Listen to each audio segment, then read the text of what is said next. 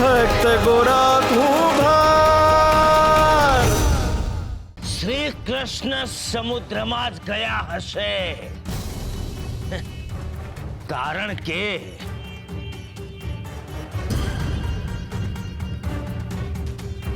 કૃષ્ણ એ વિષ્ણુનો અવતાર છે અને ક્ષીરસાગર એમને ગમતું નિવાસ સ્થાન છે અને ક્ષીરસાગર એ વિષ્ણુનું ઘર છે. વિષ્ણુ સ્વયં સદાય એ ક્ષીરસાગરમાં જ નિવાસ કરે છે. એ એમને અતિ ગમતો અને શાંત વિસ્તાર છે. મનુષ્ય હોય કે દેવતા, એ આરામ કરવા માટે પોતાના ઘરે જાય છે. કોણ છે આ મહામૂર્ખ? કોણ છે આ મહામૂર્ખ? જેને સ્થિતિ, સ્થળ અને સમયનું જ્ઞાન નથી, જે મારા શાસ્ત્રાર્થના જ્ઞાન યજ્ઞમાં હાડકા નાખ્યા છે. આ મૂર્ખ નથી, આ પૂજારી બાપા છે. અમારા કૃષ્ણ મંદિરના પૂજારી બાપા બહુ જ્ઞાની છે. પૂજારી ગિરધરદાસ બાપા. મહાત્મા, આપ અતિ જ્ઞાની અને વિદ્વાન છો, માટે આપનું સ્વાગત કરવા માટે આ માધવપુર ગામનો મારા જેવો જ્ઞાની માણસ જ જોઈએ. એટલે આ કૃષ્ણ મંદિરનો પૂજારી ગિરધરદાસ આપનું સ્વાગત કરે છે. હું સ્વયં ગિરધરદાસ મારા શુભ હાથે આ ફળ, આ ફૂલ, આ ભેટ આપના ચરણોમાં સમર્પિત કરું છું. ભીમલા, લઈ આવો.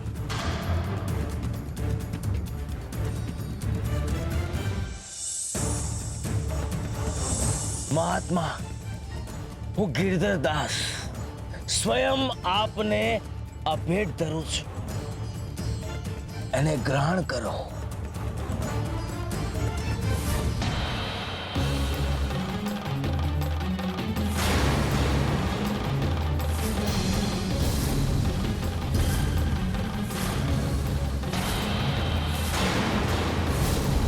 તમારા શબ્દોમાં જ તમારું જ્ઞાન અને તમારી બુદ્ધિ છલકાય છે. હા સંત શ્રી, મારી વાણી જ મારા શાસ્ત્રોની ઓળખ કરાવે છે.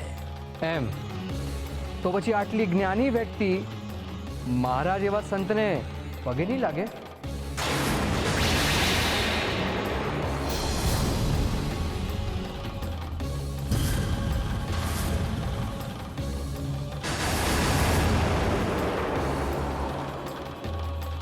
કેમ નહીં? આપ અમારા અતિથિ છો અને મારા સંસ્કાર છે અતિથિ દેવો ભવના. આપ ભલે મારા કરતા ઉંમરમાં નાના છો, પરંતુ આપની વિદ્વતાનું સ્તર મારા બરાબર છે. એટલે હું આપને વંદન કરીશ. શ્રી હરિ નમો નારાયણાય.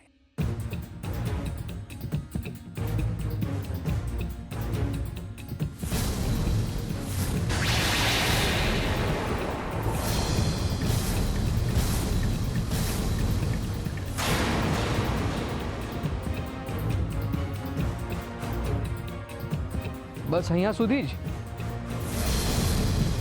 હજી નીચે? લાગે છે તમે નથી જાણતા, જે નમતા હોય એ સૌને ગમતા હોય, જે નમે એ સૌને ગમે. ચંદન અને વંદન તો પ્રભુને પણ પ્રિય છે. તમારું લલાટ અતિશય શોભાયમાન છે. એનું સુખ મારા ચરણને પ્રાપ્ત નહીં થાય. તમારું કપાળ મારા પગની પાનીને અડવું જોઈએ.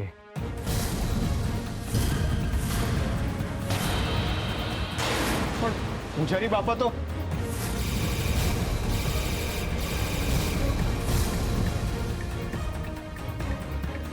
આપની ઈચ્છા ના હોય તો હું મારો પગ પાછો લઈ લઉં. કારણ કે આમ ને આમ તો મારો પગ દુખી રહ્યો છે. નહીં, મહાત્મા,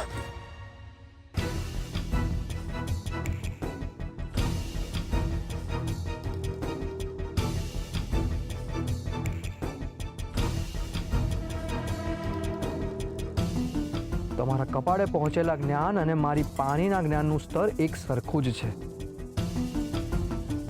તમારા લલાડ અને તમારી પાણી વચ્ચે જેટલું અંતર છે ને, એટલું જ અંતર તમારા જ્ઞાન અને મારા જ્ઞાનની વચ્ચે છે. બિલકુલ અસત્ય છે તમારો જવાબ. તમારો જવાબ મૂર્ખામીથી છલોછલ ભરેલો છે અને હાસ્યાસ્પદ છે. કોઈ નાનકડા બાળકની બુદ્ધિ કરતા પણ ઉતરતી બુદ્ધિ છે તમારી.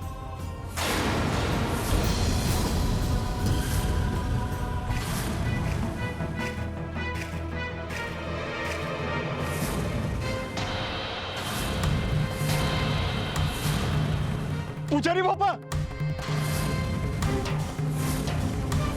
ગોરા ભગત અહીંયાથી હલતા પણ નહીં.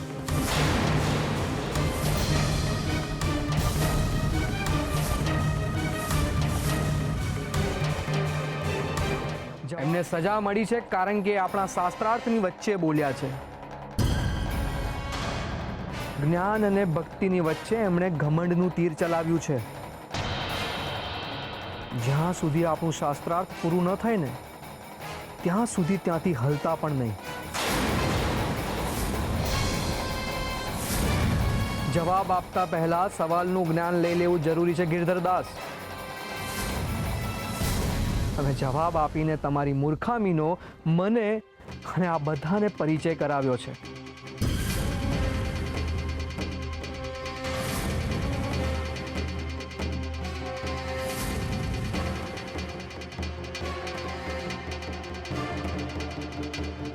તમે પોતાને કૃષ્ણ મંદિરના પૂજારી કહેવડાવો છો, પણ તમને એટલું પણ જ્ઞાન નથી કે વિષ્ણુનો એક અવતાર મત્સ્ય છે.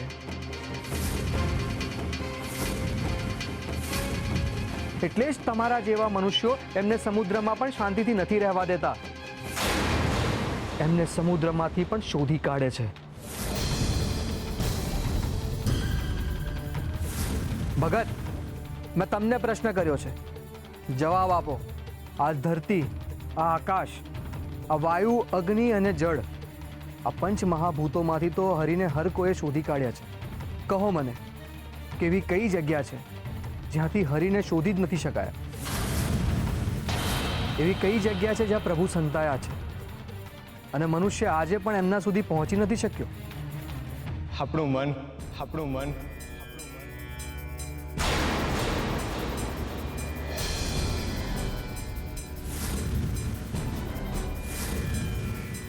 શ્રી હરિ આપણા મનમાં છે. શ્રી હરિ ફક્ત ને ફક્ત આપણા મનમાં છે. મારો હરિ જાણે છે કે આપણે મનુષ્ય એમને ચારેય દિશામાંથી હોધી લઈશું, આકાશ પાતાળમાંથી હોધી લઈશું, પણ કોઈ દી આપણે આપણા મનમાં ડોક્યું નહીં કરીએ. એટલે હરિએ આ સૃષ્ટિની રચના કર્યા પછી આપણા મનમાં વયા ગયા. હરિ આપણા મનમાં જ છે, પણ હા, હી સંતાવા હાટું નથી ગયા.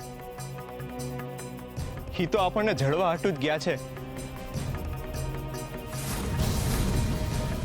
આપણે એને હોધવા માટે બહુ દૂર ન જવું પડે ને, એટલે. પણ મનુષ્ય કોઈ દી એને હોતી જ ન હાયકો. મહારાજ, મેં તમારો જવાબ આપી દીધો,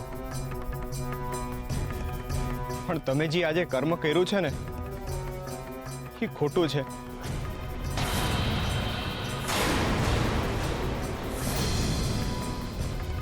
તમે આજે જે પૂજારી બાપા હારે વર્તન કર્યું ને, એનાથી તમારા મનમાં રહેલા હરિને ખૂબ દુઃખ થયું હશે. અંદર ને અંદર ખૂબ દુઃખી થયો હશે મારો સાંભળ્યો.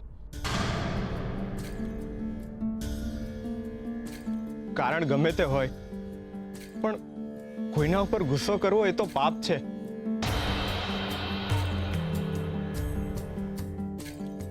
વિદ્વાન અને જ્ઞાની મનુષ્યો હંમેશા શાંત અને આનંદિત હોય છે